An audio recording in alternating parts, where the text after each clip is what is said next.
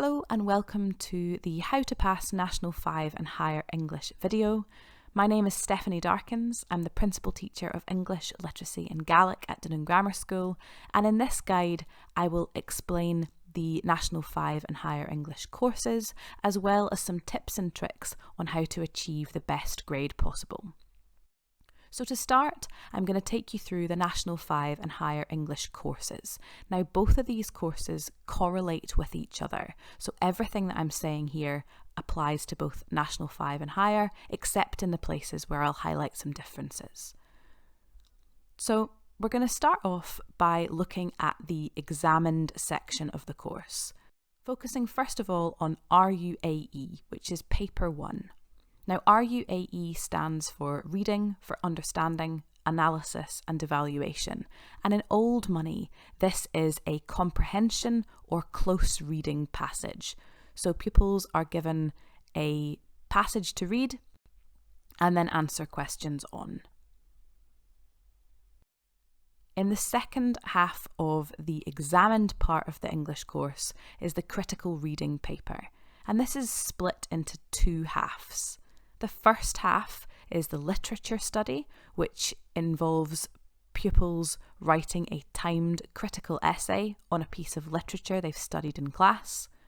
And the other half is the Scottish set texts, which involves pupils answering analysis questions on a piece of literature that they've studied in class. And finally, there is the writing folio. So this is, in a normal year, 2 pieces of writing. At National 5, it's 2 pieces of writing at 1,000 words. At Higher, it's 2 pieces of writing at 1,300 words. And candidates will write both a discursive and a creative piece of writing. In the academic year 2022-23, this has been reduced to a single piece of writing. So candidates will have the choice between writing a discursive or a personal essay. Now, I've also pointed out the weighting of each element of the course. So Paper 1, RUAE, is worth 30%, the critical reading is worth 40%, and within that, 20% comes from the literature study, the critical essay, and 20% comes from the Scottish set texts. And finally, 30% comes from the folio. You'll also notice that I've colour-coded this. The folio is in green because theoretically this should be the place that candidates find marks easiest to pick up, because they have as long as they would like to work on this. The other 2 are in orange because they're slightly more challenging, or at least slightly more stressful for candidates to pick marks up, because it depends on the paper itself and they're working under timed conditions. So my first tip would be, if either you or your young person are feeling anxious about their National 5 or Higher English course, if they focus a lot of attention on the folio, then they're going into the exam with 30% of their qualification already in the bag. And if that folio is a really strong piece of writing, then they should have confidence that at least they're going to do well in that section. So focusing on Paper 1, so the Reading for Understanding, Analysis and Evaluation paper, I'm just going to take you through what this actually looks like. So Paper 1 tests the candidate's ability to understand an unseen written text. Now at National 5, candidates will read 1 passage and answer questions on it, and at Higher they look at 2 passages and answer questions on it. So the skills required are skills of summarising, using their own words, and analysing the language that the writer has used. So for example, being able to comment on the word choice, imagery or sentence structure that an author has used. They also will benefit by having a strong vocabulary, and they will need to select relevant information in the form of quoting. For Higher only, because they're looking at 2 separate passages, they need to look at how the 2 passages are either similar or how they are different. So with RUAE, what can you do to improve the grade here? Well, the skill of analysing an unseen text can only be built by regularly reading unseen texts. So the piece of advice here is regularly read. The second piece of advice is to revise the formula taught by your teacher to ensure that you're answering the question in a way that allows you to access all the available marks. So each different question type has got a different formula. So in your own words, there's a particular type of way to answer that question. A word choice question has got a particular formula. In order to be able to scoop up all of the available marks, you need to know how to do that. A key piece of advice would be that the SQA exclusively select non-fiction pieces for the RUAE paper. So in order to increase your child's confidence with non-fiction pieces, they should engage with non-fiction pieces regularly. So any type of high quality journalism will do, but the one I always recommend to my pupils is the Guardian opinion online.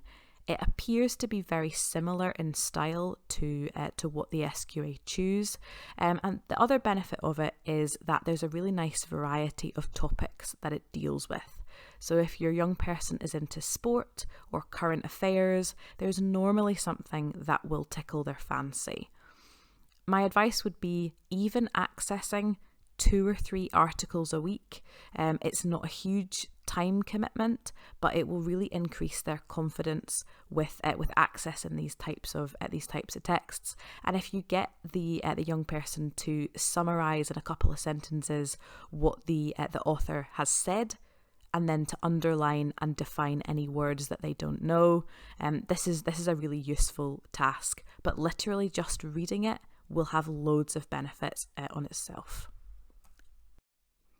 With paper 2, the critical reading paper is testing the candidate's ability to analyse literature through 2 assessment methods. So we've got the timed critical essay, and then we've got analysis questions. And here the skills are very similar to RUAE.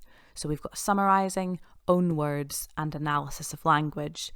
The place that there's extra stuff that's added in is candidates need to be able to link and explain how texts are connected to each other in the Scottish set texts element.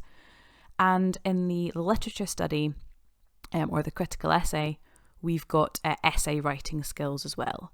And for both of these parts of the critical reading, memory is to an extent tested because candidates need to remember quotations.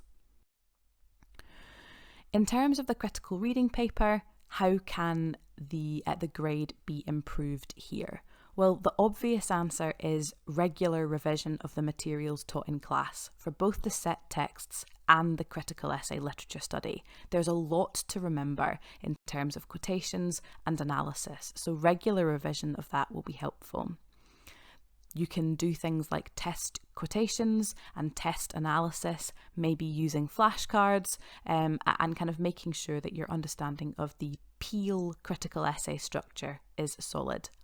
Later on in the course, one of the best things that you can do to work on improving your grade in the critical reading part is to do timed critical essays. So I normally recommend that you're setting aside between 45 minutes to an hour for this. Give yourself a question and just see how much you can get down in that time. Giving it to your English teacher, they'll absolutely mark that for you and give it back. It's one of the best ways that you can prepare is by doing things under timed conditions. I would say you're probably in a position to be able to do that from December onwards, but your teacher will advise you about when it is appropriate to start that. For context, the texts taught at National 5 for critical essay are Dulce et Decorum Est by Wilfred Owen, Visiting Hour by Norman McCaig, and then one other piece of poetry will possibly be taught, and that's at the teacher's own discretion.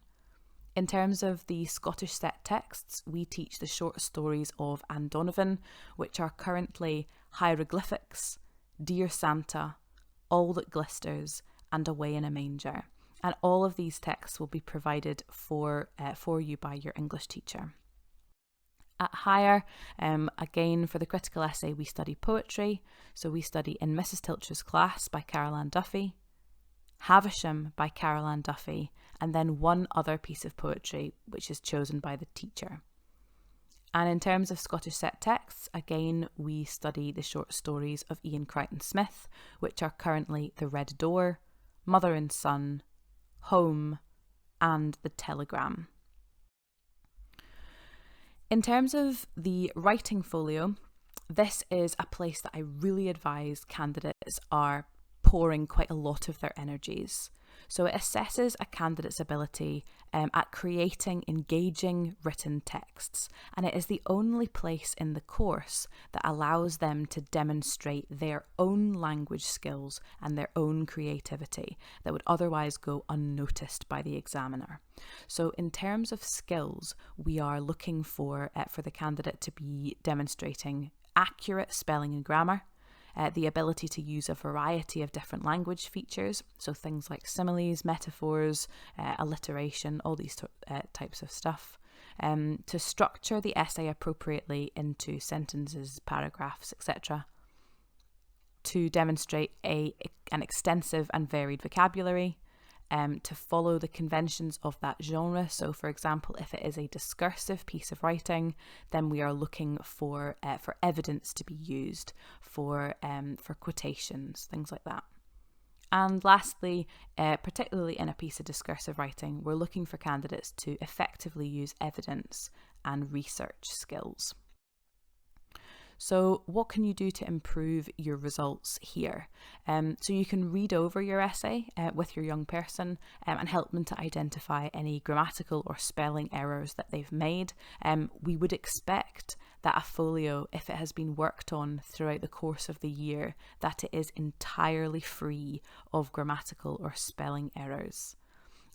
Pointing out any areas that what they've said isn't kind of clearly expressed.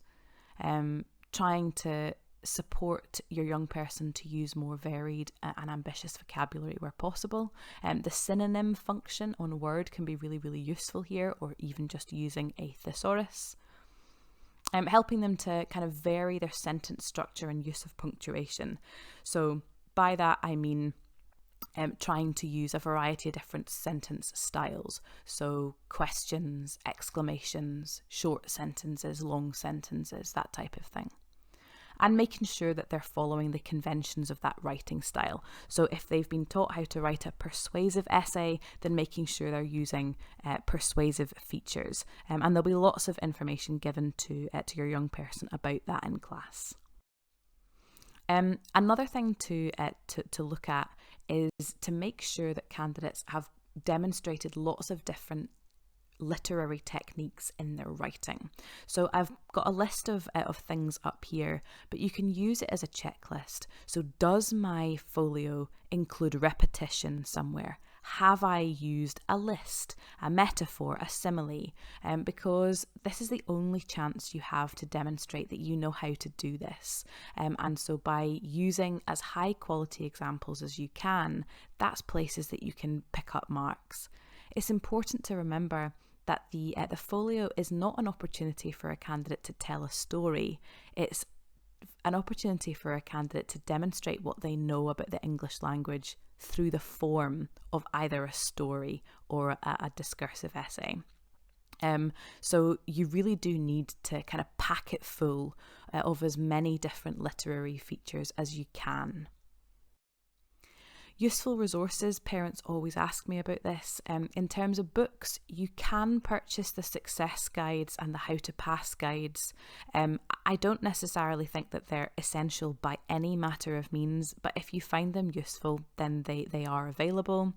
There are past or practice papers that you can buy in books, but honestly, I would advise simply going to the SQA website will provide exactly the same experience.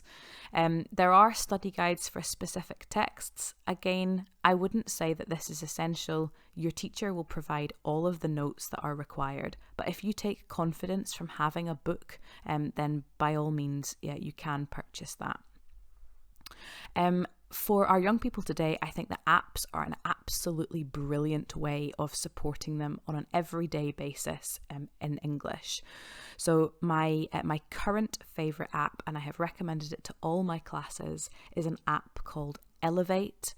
It is currently costed, so I think it's about £3.50 per month, but in my opinion, it is more than worth that.